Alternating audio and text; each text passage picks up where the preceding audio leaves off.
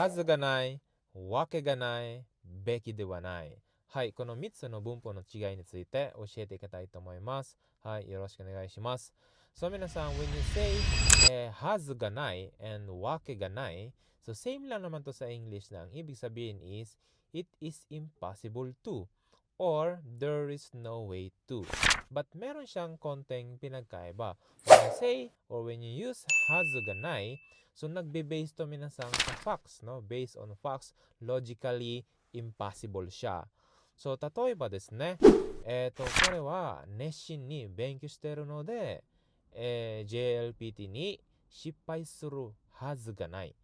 So, there's no way na bumagsak siya sa JLPT kasi nag-aaral siya ng mabuti. So, may reason ka talaga dito.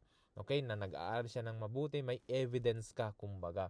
So, doon ginagamit ang hazuganai. And medyo formal siya, minasang. But when you use wakiganai, so nagbe-base ka sa iyong emotion, nasabi mo yung isang bagay na yun na there's no way or impossible to dahil sa iyong feelings, no, sa iyong common sense. And medyo may pagka-casual siya. 例えばですね、お金がないからkuruma o kairu wake ga nai. Imposible na makabili ako ng kuruma kasi wala naman akong pera. So this time minasan, gumamit ka ng emotion. Kaya nasabi mo yon na hindi ka makakabili ng car. At the same time, eto medyo may pagka-casual siya minasang. But how about sa Becky Dewanay? So when you say Becky kasi minasang, bakla yun. Joke lang. Verb root, Becky, it means nararapat or you should do.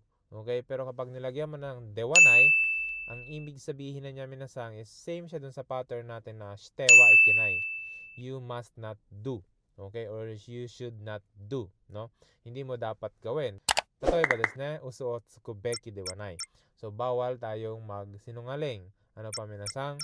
Interneto de mita jouhou o kantan ni shinjiru beki de wa nai. Hindi dapat natin basta-basta pinaniniwalaan lahat ng nakikita natin sa internet. Okay? So, i-summarize natin minasang, hazuganai is there's no way or it's impossible to, but nagbe-base to minasang sa facts, sa katotohanan. So, logically, impossible siya minasang. But when you use wakiganai, may pagka-casual siya, emotion, no? Gumagamit ng common sense, ng feelings. And then kapag Becky Dewanay, hindi mo dapat siya gawin. Okay? So I hope may natutunan kayo for today's video and follow for more.